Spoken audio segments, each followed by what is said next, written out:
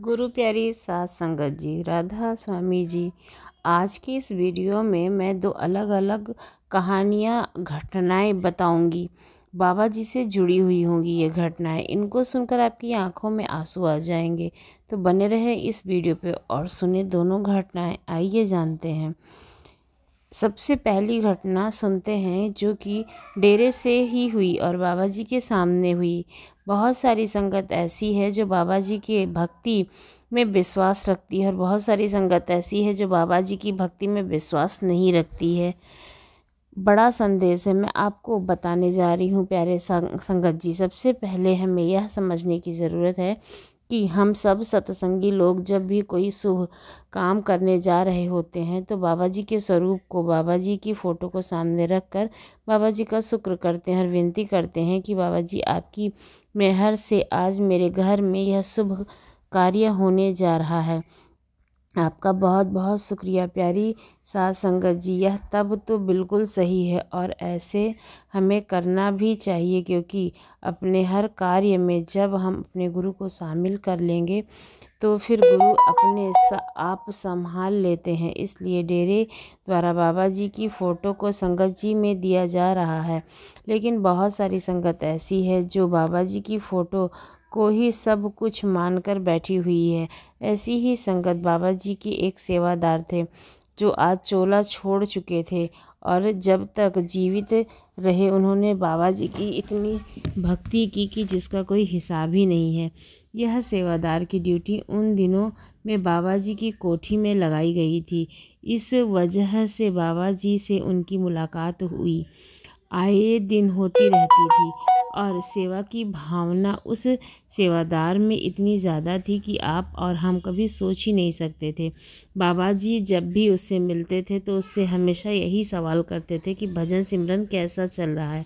इस सवाल पर वह बाबा जी से कह देता था कि बाबा जी मेरा भजन भी आप ही हो और सिमरन भी आप ही हो, इसके अलावा मुझे कुछ दिखाई ही नहीं देता। इस पर बाबा जी उसको समझाते थे कि बेटा मुझ में और तुझ में कोई फ़र्क नहीं है, जो मेरे अंदर है वही तुम्हारे अंदर है और उसी की भक्ति हम सबको करनी चाहिए। लेकिन सेवादार बाबा जी की इस बात को हमेशा हंसी में टाल देता और सेवादार हर रोज़ सुबह और शाम को बाबा जी की फ़ोटो के आगे हाथ जोड़कर बैठकर बिल्कुल ऐसे ही भक्ति किया करता था जैसे लोग अक्सर मंदिर में या फिर अपने घरों में भगवान की मूर्ति के आगे बैठकर करते हैं।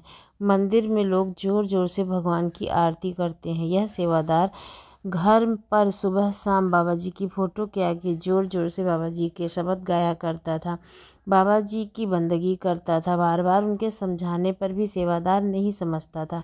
सेवादार इसी काम को ही भक्ति मानकर बैठ गया था और बाबा जी उसको बार बार यही समझाते थे कि बेटा मैं यहाँ संगत के बीच आया हूँ तो मेरा एक मकसद है, और अगर मेरे सत्संग या संगत से तुम्हारे जैसी सोच रखेगी तो मैं अपने मकसद में कभी भी कामयाब नहीं हो सकता हूँ।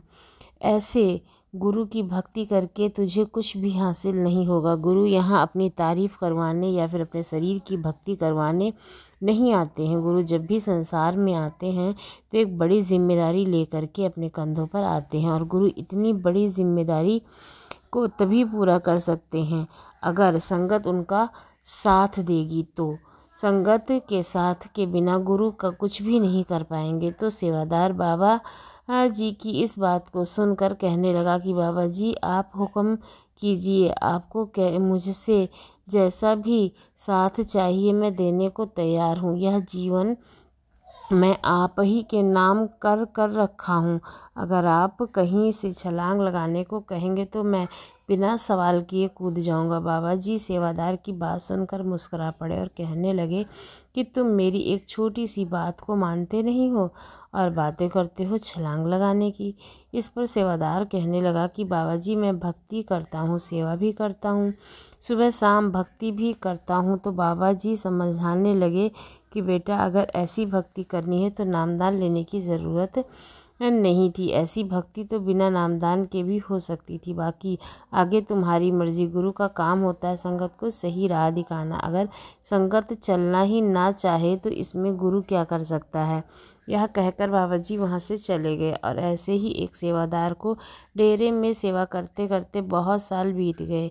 यह कई साल बाद बाबा जी की भक्ति करता रहा और अब सेवादार बूढ़ा हो गया था। बूढ़े होने के बाद भी सेवादार का शरीर उतनी सेवा नहीं कर पाता था जितनी वह जवानी में किया करता था। एक बार सेवादार लंगर घर में दाल बनाने की सेवा कर रहा था तो वहाँ बाबा जी आए और बाबा जी ने सभी सेवादारों को दर्शन दिए। और बाबा जी की नज़र जब उस सेवादार पर पड़ी तो बाबा जी ने इसको अपने पास बुलाया और कहा।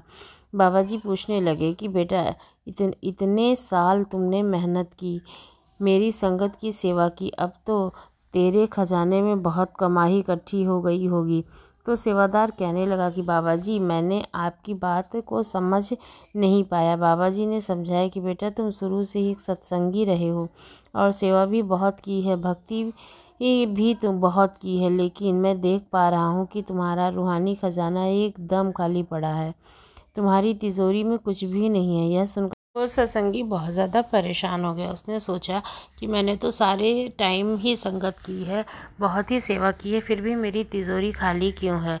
तो बाबा जी ने उसको बताया कि अगर तुम कभी भी बात नहीं मानोगे तो तुम्हारी तिजोरी हमेशा खाली ही रहेगी। सिर्फ संगत करना या नाम ले लेना ही सत्संगी बनाना नहीं होता, उसके लिए बहुत कुछ करना पड़ता है। और मैं कभी ये नहीं कहता हूँ सत्संगियों से कि वो मेरी फ़ोटो लगाकर मेरी पूजा करें, मेरे नाम का जाप करें। आपको अपने मन को जागृत करना है, अपने अंदर की शक्ति को जागृत करना है और ऐसे कार्य करने हैं जिससे आपसे किसी को दुख ना पहुँचे, ठेस ना पहुँचे।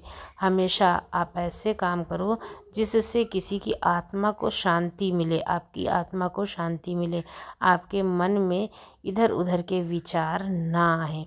तो उस सत्संगी ने कहा ठीक है, अब 15 दिन का मुझे समय चाहिए और 15 दिन बाद मुझे सारी शक्तियाँ अर्जित हो जाएंगी और जब मेरी रूह को आप लोग उसका अंतिम संस्कार कर दीजिएगा। और यह कह करके उसने 15 दिन के लिए अपने कमरे को बंद कर दिया और फिर लग गया अपने मन को उस परमात्मा के साथ जोड़ने में।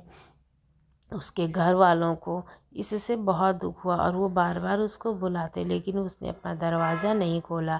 अब उसके घर वाले उसको बाहर से ही खाना पानी दे दिया करते थे।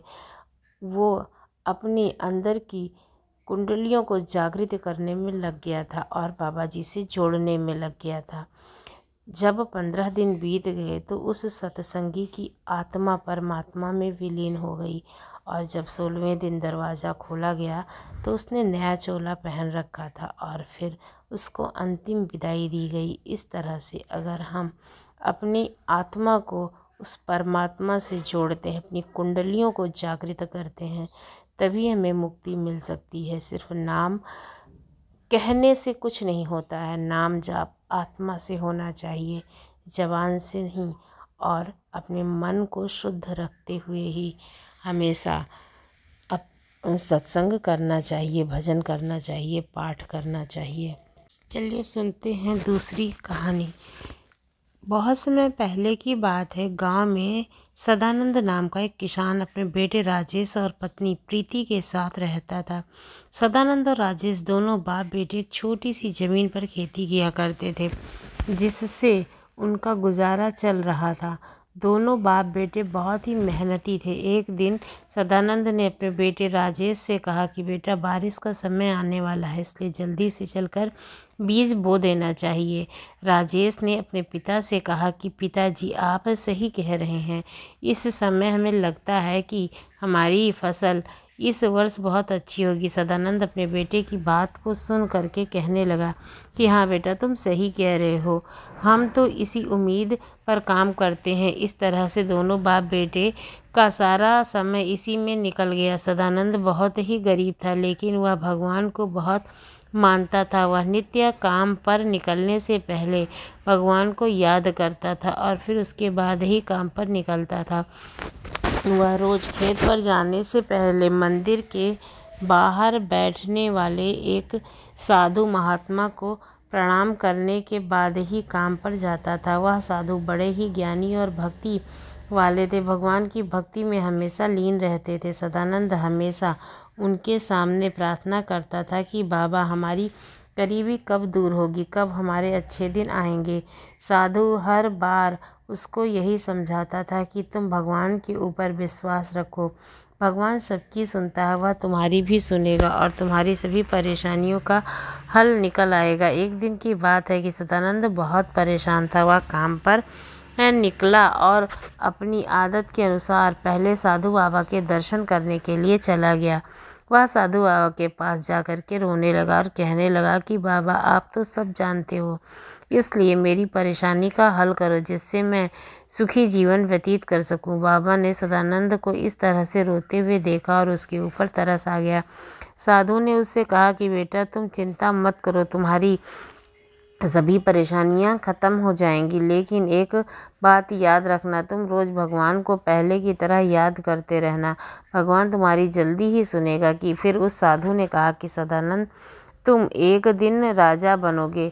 सदानंद साधु की बात सुन करके बहुत खुश हुआ, लेकिन फिर मायूस होकर के साधु से कहने लगा कि बाबा, यह कैसे हो सकता है, मुझे जैसे गरीब आदमी राजा कैसे बन सकते हैं। साधु ने उसकी बात सुन करके कहा कि बेटा, तुम भगवान के ऊपर विश्वास रखो, जो मैंने कहा है वह ज़रूर पूरा होगा, तुम एक दिन राजा अवश्य बनोगे। लेकिन एक बात याद रखना बेटा, तुम फिर किसी भी प्रकार के लालच में नहीं पड़ना, क्योंकि लालच अच्छे अच्छे लोगों को बर्बाद कर देता है, उसकी पीढ़ियां बर्बाद हो जाती हैं। इसलिए जो कुछ भी करो सोच समझ के करना। साधु की बात को सुन करके सदानंद ने कुछ देर तक सोचा, फिर साधु को हाथ जोड़ करके प्रणाम किया और खेत पर चला गया। खेत पर उसका बेटा राजेश पहले ही पहुंच गया था। दोनों बाप बेटे मिल करके खेत में काम करने लगे। दोनों जल्दी जल्दी खेत को खोदने लगे ताकि बारिश आने से पहले बीजों को अच्छी तरह से बोया जा सके, बारिश में उसकी फसल अच्छी हो जाए। दोनों जी तोड़ करके मेहनत कर रहे थे। उसको काम करते करते धीरे धीरे समय बीत गया, शाम हो गई। सदानंद जमीन को खोद रहा था और उसका बेटा राजेश बीज बो रहा था। तभी राजेश को एक चमकीती हुई चीज़ दिखाई दी, खेत के बीच में चमक रही थी। राजेश उसको देखकर हैरान रह गया। उसने अपने पिता को ज़मीन खोदने से रोक दिया। सदानंद उसकी बात सुन करके रुक गया। तभी राजेश उसके पास पहुंचा। उसने बड़े ध्यान से देखा तो ज़मीन में एक छोटा सा बॉक्स निकल रहा था। उसने अपने पिता से कहा कि पिताजी, ज़मीन में कोई बॉक्स गड़ा हुआ है। सदानंद ने जब देखा तो बोला कि बेटा, तुम सही कह रहे हो, लेकिन यह बॉक्स यहाँ कौन दबा करके गया है, चलो इससे निकाल करके देखते हैं। दोनों ने बड़ी ही मेहनत की और उसके बाद उस बक्से को बाहर निकाला। बक्से को देख करके सदानंद कहने लगा कि बेटा, यह बक्सा तो पुराने समय का लगता है। सदानंद ने बक्सा को उठाया। वह मन ही मन खुश हो रहा था और सोच रहा था कि इसमें कोई खजाना लगता है। उसके बाद दोनों बक्से को खोलने लगे। जब उन्होंने बक्से को खोला तो बक्से के अंदर एक चमकीला हीरा उन्हें दिखाई दिया और उसी के साथ में एक कागज़ की पर्ची भी पड़ी हुई थी। सदानंद तो पढ़ा लिखा था नहीं, इसलिए उसने पर्ची रोज राजेश को पकड़ा दी और उसने कहा कि दे बेटा, देखो इसमें क्या लिखा है। राजेश ने पर्ची को खोला तो उसमें लिखा था कि यह हीरा कोई मामूली हीरा नहीं, यह इच्छा पूरी करने वाला हीरा है। एक दिन की बात याद रखना, यह हीरा सभी इच्छाएं पूरी कर सकता है, लेकिन मरे हुए व्यक्ति को जीवित नहीं कर सकता है। सदानंद ने उतावले स्वर में राजेश से पूछा कि बेटा, इस पर्ची में क्या लिखा है, क्या यह कोई खजाने का नक्शा है। राजेश पर्ची पर लिखा हुआ जो भी था वह पढ़कर बहुत हैरान था। उसने सदानंद से कहा, नहीं पिताजी, इसमें लिखा है कि यह हीरा सभी इच्छाओं को पूरी करता है, आप इस हीरे से जो भी मांगोगे वह तुरंत ही दे देगा। सदानंद ने यह सुन करके कहा कि बेटा, यह क्या मजाक लिखा है? क्या कभी ऐसा हो सकता है? इस हीरे को वापस बक्से में रख दो, इससे हमारा काफ़ी समय बर्बाद हो चुका है। राजेश बहुत ही समझदार था। उसने कहा कि पिताजी आप रुकिए, हम इससे कुछ मांग करके देखते हैं। पर्ची में जो लिखा है वह सही लिखा है या गलत?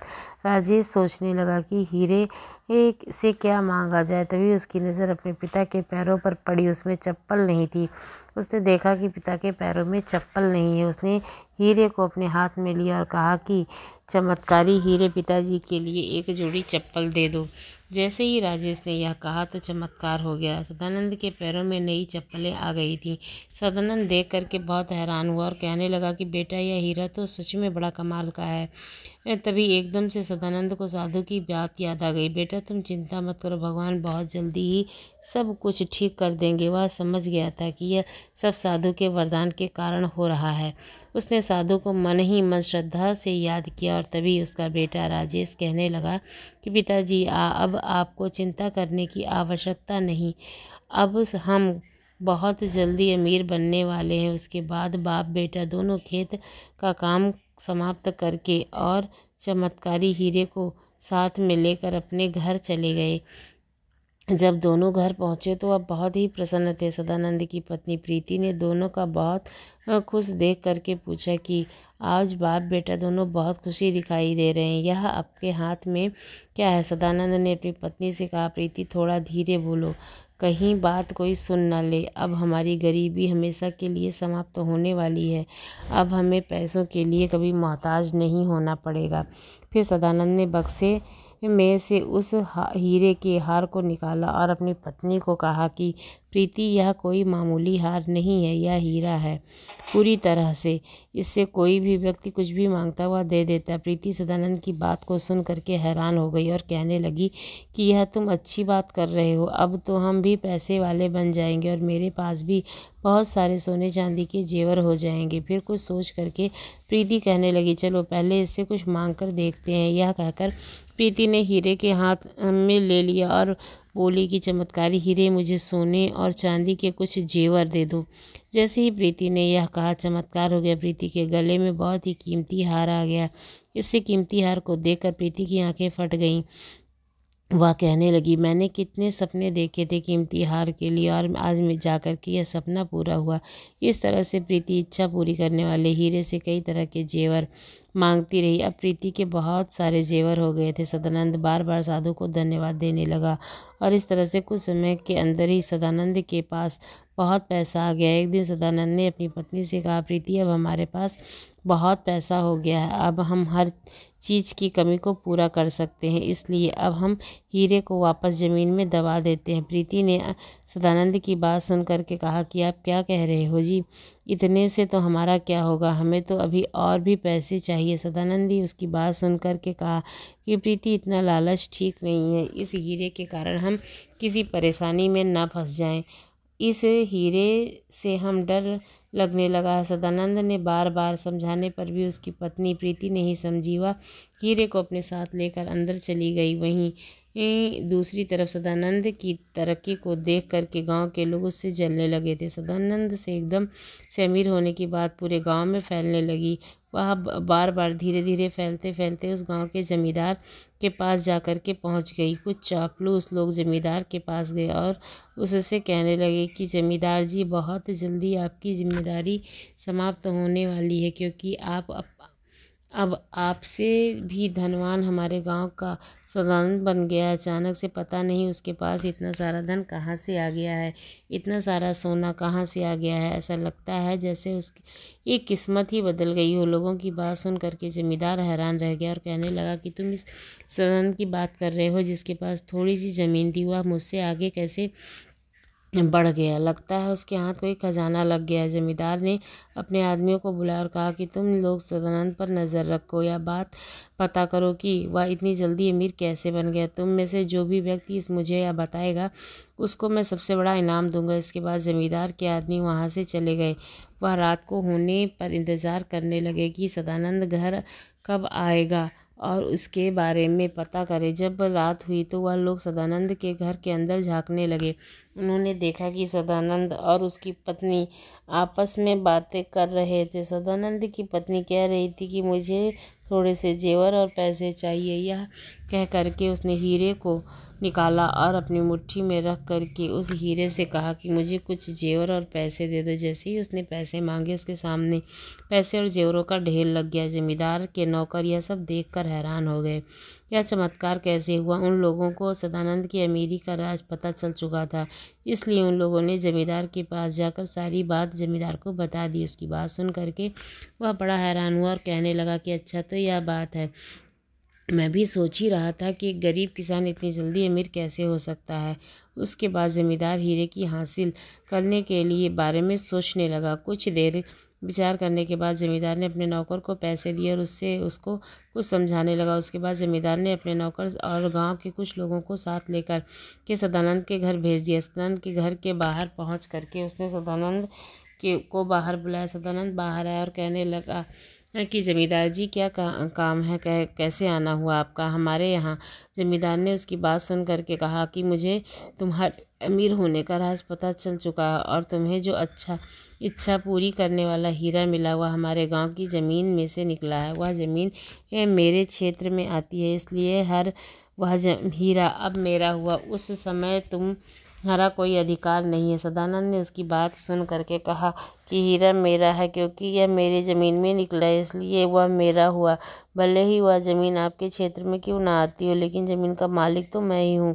जमींदार ने उसकी बात सुन करके गुस्से में कहा, तुम्हारी भलाई इसी में है कि तुम चुपचाप वह हीरा मुझे दे मेरे हवाले कर, नहीं तो मैं महाराज से शिकायत करूँगा, जिससे तुम्हें चोरी व इल्ज़ाम में बहुत बड़ी सज़ा मिलेगी। इस तरह से सदानंद और जमींदार के बीच में विवाद होने लगा। सदानंद ने इच्छा पूरी करने वाला हीरा देने से इनकार कर दिया, लेकिन जमींदार ने अपनी ताकत दिखा करके मार पीट करके इच्छा पूरी करने वाला हीरा उससे छीन लिया और उसके बाद वह उस हीरे को ले करके वहाँ अपने घर चला गया। अब जमींदार उस हीरे से मन मर्जी से चीज़ें मांगने लगा। जमींदार जो भी इच्छा करता वह तुरंत ही उसकी इच्छा को पूरी कर देता था। सदानंद इच्छा पूरी करने वाले हीरे को खोने के बाद सारी बात राजा को बताने का फैसला कर दिया। अगले ही दिन सदानंद राजा से मिलने के लिए पहुंच गया और उसने राजा को इच्छा पूरी करने वाले हीरे के बारे में सब कुछ बता दिया। राजा सदानंद की बात को सुन करके बड़ा प्रसन्न हुआ और कहने लगा कि उस इच्छा पूरी करने वाले हीरे से तो हम अपने खजाने को और भी ज़्यादा बढ़ा सकते हैं, जिससे कि इस देश में सबसे धनवान और ताकतवर राजा मैं बन जाऊं। और फिर कुछ विचार करके राजा ने सदानंद से कहा कि क्या तुम सच कह रहे हो कि ऐसा कोई हीरा है जिससे तुम्हारे पास सारा धन और सोना हासिल किया जा सके? सदानंद कहने लगा, महाराज, मैं सच कह रहा हूँ। तभी राजा ने कहा कि यह बात तुमको पहले ही बतानी चाहिए थी, तुमने पहले क्यों नहीं बताई? उस समय हमारे पास आए हो जब जमींदार तुमसे यह हीरा छीन कर ले जाने वाला है। तुम्हें इस बात का ख्याल रखना चाहिए था कि इस राज्य में सबसे ज़्यादा धन और सोना केवल राजा के पास ही होना चाहिए, किसी गरीब किसान के पास नहीं। उसके बाद राजा ने मंत्री से कहा कि तुम सैनिकों को साथ लेकर के जमींदार के पास जाओ और उस चमत्कारी हीरे को लेकर मेरे पास आओ और सदानंद को चोरी के इल्ज़ाम में जेल में डाल दो, क्योंकि इसने हमसे सच्चाई छिपाई है, इसलिए इसकी यही सज़ा होनी चाहिए। और उस जमींदार को भी ला करके इसके साथ जेल में डाल दो, क्योंकि वह भी चोर है, उसको भी सज़ा मिलनी चाहिए। राजा की बात सुन करके सदानंद हाथ जोड़ करके कहने लगा, महाराज, जुर्म मत कीजिए, मैंने कोई चोरी नहीं की है, मेरी कोई गलती नहीं है, इसलिए कृपया करके मुझे माफ़ कर दीजिए, मेरा परिवार भूखों मर जाएगा। महाराज, मुझे जेल में मत डालिए। इस तरह से सदानंद के सामने रोता गिड़गिड़ाता रहा, लेकिन जालिम राजा ने उसको एक भी बात नहीं सुनी और उसे जेल में डाल दिया। मंत्री देख करके बड़ा ही दुखी हुआ, क्योंकि सदानंद बहुत ही भला और ईमानदार आदमी था। राजा के जुल्मों से पूरी प्रजा परेशान थी, क्योंकि राजा उससे 2 गुना लगान लेते थे। अगर कोई लगान देने के लिए मना करता तो राजा उसे जेल में डाल दिया करता था, लेकिन मंत्री की मजबूरी थी कि वह कुछ नहीं कर सकता था। फिर राजा के आदेश के बाद मंत्री सैनिकों को लेकर के जमींदार के पास पहुंच गया। जमींदार ने उसको देख करके कहा कि कहिए मंत्री जी, कैसे आना हुआ? मुझे हुक्म करते मैं खुद चला आता। मंत्री ने जमींदार की बात सुन करके कहा कि जमींदार, तुम्हारे खिलाफ एक शिकायत आई है और शिकायत के अनुसार मुझे तुम्हें गिरफ्तार करना पड़ रहा है। जमींदार मंत्री की बात सुन करके घबरा गया और कहने लगा कि मंत्री जी, मैंने ऐसा कौन सा अपराध किया है जिसके लिए मुझे गिरफ्तार करना पड़ रहा है। मंत्री ने जमींदार की बात सुन करके कहा, जमींदार, अनजान बनने का नाटक मत करो। हमें उस इच्छा पूर्ति वाले जादुई हीरे के बारे में पता चल चुका है जो तुम सदानंद से मारपीट करके ले आए हो, और अब तुम्हारी भलाई इसी में है कि वह जादुई हीरा हमको दे दो, वरना कठोर सजा के लिए तैयार हो जाओ। मंत्री की बात सुन करके जमींदार कहने लगा, मंत्री जी, वह जादुई हीरा मेरा है क्योंकि वह मेरे क्षेत्र में मिला है। मंत्री की बात सुन करके गुस्सा गया। वह कहने लगा कि तुम ऐसे नहीं मानोगे। क्षेत्र तुम्हारी जिम्मेदारी के इलाके में आता है और इस राज्य में आता है, यानी कि राजा के राज्य में, इसलिए वह जादुई हीरा राजा के पास जाएगा। अब तुम नहीं दोगे तो मैं तुम्हें बहुत कठिन दंड मिलेगा। जमींदार मंत्री की बात सुन करके घबरा गया और कहने लगा कि मंत्री जी, अगर ऐसी बात है तो आप हीरा ले जाइए, लेकिन मुझे वचन दीजिए कि मेरे ऊपर कोई कार्यवाही नहीं होगी। इतना कहकर जमींदार के अंदर चला गया और जादुई हीरा पूरी तरह से हीरे वाले को लेकर बाहर आ गया और मंत्री को दे दिया। ऐसी इच्छा पूरी करने वाले जादुई हीरे के हाथ में आया। मंत्री ने सैनिकों से कहा कि इस जमींदार को चोरी के जुर्म में गिरफ्तार कर लो। इससे एक किसान को मारपीट करके हीरा छीना, इसलिए अब इसे कठोर सजा मिलेगी। मंत्री की बात सुनकर जमींदार के पैरों के नीचे ज़मीन निकल गई। वह हाथ जोड़कर मंत्री के आगे कहने लगा, नहीं नहीं मंत्री जी, मेरा साथ ऐसा मत कीजिए। आपने मुझे वचन दिया था कि आप मुझे गिरफ्तार नहीं करोगे। जमींदार की बात सुन करके कहा, जमींदार, मैं तो राजा के आदेश का पालन कर रहा हूँ। इस तरह से जादुई हीरे और जमींदार को लेकर के मंत्री वापस राजमहल चला गया और राजमहल पहुंच करके उसने मंत्री इच्छा पूरी करने वाले हीरे को राजा के सामने रख देते हैं और जमींदार को सदानंद के साथ जेल में बंद कर दिया जाता है। सदानंद जेल में बैठा हुआ था, साधु को याद कर रहा था, कह रहा था कि बाबा, मेरे साथ क्या हो गया, आपने मुझे कैसा अनोखा वरदान दे दिया। तभी सदानंद ने अपने सामने जमींदार को देख करके कहने लगा कि जमींदार, आप यहाँ कैसे। सदानंद की बात को सुनकर के जमींदार मालूम हुआ मासूम स्वर से कहने लगा कि सदानंद, तो मुझे माफ़ कर दो। सदानंद ने उसकी बात सुन करके कहा कि मुझे पहले से ही आभास हो गया था कि इस इच्छा पूरी करने वाले हीरे की वजह से कोई न कोई संकट जरूर आने वाला है। ऐसा हो गया। और उधर दूसरी तरफ राजा उस इच्छा पूरी करने वाले जादुई हीरे से सोना चांदी, हीरे मोती, आभूषण मांग करके रात दिन अपने खजाने को बढ़ाता चला गया और राजा के पास पहले से बहुत ज़्यादा धन दौलत हो गई। राजा के पास अपार धन दौलत की खबर सुनने दूसरे राजाओं के पास भी पहुंच गई। दूसरे राजाओं ने राजा विक्रम सिंह की दौलत हथियाने के लिए उसके राज्य पर हमला करने की चेतावनी भी भेज दी। देख करके राजा डर गया और अपने धन और राज्य को बचाने के लिए एक सभा आयोजित किया। तभी कुछ लोग सभा में आ गए और राजा ने मंत्री से कहा कि हमारे राज्य पर दूसरे राजाओं ने बुरी नज़र पड़ गई है, वह बहुत ही जल्दी हमारे ऊपर हमला करने वाले हैं, आप कोई उपाय बताइए। राजा की बात को सुन करके मंत्री ने चापलूसी भरे स्वर से कहा कि महाराज, आपको डरने की आवश्यकता नहीं, आप शक्तिशाली राजा हो और हमारे राज्य में धन की कमी नहीं है और हमारे ऊपर अगर कोई हमला करता है तो हम मुकाबला कर सकते हैं। राजा मंत्री की बातों में आ गया। उधर मंत्री सोच रहा था कि राजा बहुत ही जालिम और क्रूर है। इस राजा के कारण हमारे राज्य में सभी लोग परेशान हैं और दुखी हैं, इसलिए उसके राजा को यह सब कहा था। अगले दिन दुश्मन देश के राजा ने उस राज्य पर हमला कर दिया। बहुत दिनों तक मुकाबला चला, लेकिन दूसरे राजा के सामने ये राजा नहीं टिक पाया। उसने राजा विक्रम को मार दिया और उसके बाद फिर से राज्य का सारा धन लूट करके वो सभी लोग चले गए। इस तरह से राजा की मृत्यु की खबर पूरे राज्य में फैल गई। लोगों ने जब यह खबर सुनी तो खुशी मनाने लगे और एक दूसरे से कहने लगे कि अब हम चैन से जिएंगे, क्योंकि राजा ने हमारा जीना हराम कर दिया था। अच्छा हुआ जालिम राजा मर गया। राजा की मृत्यु के बाद दरबार खाली खाली सा हो गया था। किसी भी राजा के चलाने के लिए राज्य को एक राजा होना बहुत ज़रूरी है। इसलिए मंत्री और राजपुरोहित दोनों विचार में पड़ गए कि अब हम क्या करें। मंत्री की बात सुनकर राजपुरोहित ने कहा, राज्य के लोग राजा की मृत्यु पर खुशियां मना रहे हैं क्योंकि उनको जालिम राजा से छुटकारा मिला। इस बात को हम खुद जानते हैं। राजा बहुत ही बेरहम और जालिम था, इसलिए हम लोगों को बहुत सोच समझ करके कोई नेक और ईमानदार भले आदमी को इस राज्य का राजा बनाना चाहिए। इसके दिल में लोगों के लिए दया हो और वह काबिल हो राज्य की कुशलतापूर्वक संचालन कर सके, क्योंकि राज्य के लोगों को भलाई ये भी इसी में है। मंत्री ने राजपुरोहित की बात सुन करके पुरोहित जी अपने बिल्कुल सही कहा कि मैंने भी राजा के आदेश से 2 लोगों को जेल में बंद किया है, सबसे पहले उसको आज़ाद करता हूँ। इस तरह से राज्य पुरोहित और मंत्री अपने साथ इच्छा पूरी करने वाले हीरे को लेकर के सदानंद के पास पहुँच गए। सदानंद के पास पहुँच करके मंत्री ने उसे सारी बात बताई और फिर उसके बाद सदानंद और जमींदार को जेल से आज़ाद कर दिया गया। मंत्री की बात सुन करके सदानंद ने कहा कि मंत्री जी, किसी से भी सही कहा है कि लालच बहुत बुरा होता है। जो व्यक्ति लालच करता है वह न किसी के में रहता बल्कि अंत में ज़रूर वह गहरे खाई में गिर जाता है और फिर वहाँ से निकलना मुश्किल हो जाता है। फिर भी भगवान की दया है कि मैं इसी स्थिति में हूँ और इसी लालच के कारण मैं अपने परिवार से अलग हुआ और इसी लालच के कारण राजा की मृत्यु हो गई। सब कुछ इसी इच्छा पूरी करने वाले हीरे के कारण हुआ, इसलिए मैं अभी इस जादुई हीरे को पानी में डुबा देना चाहता हूँ। ना रहेगा बांस ना बजेगी बांसुरी। यह कहकर सदानंद इच्छा पूरी करने वाले जादुई हीरे को पानी में बहा देता है। नदी और राजपुरोहित, मंत्री और राजपुरोहित यह देखकर बहुत खुश होते हैं। उसकी नज़र में सदानंद की इज्जत और बढ़ जाती है। उन्हें सदानंद भला और नेक आदमी लगता है। वह सोचते सदानंद बहुत ही नेक और अच्छा कुशल राजा होगा, इसलिए वह उसको ही राजा बना देते हैं। सदानंद अपनी प्रजा का बहुत ख्याल रखता है, उसके सुख दुख में उसकी पूरी मदद करता है। दोस्तों, यह कहानी हमेशा गुरु के कहने पर उनके रास्ते पर ही चलना चाहिए, क्योंकि गुरु जो कहता है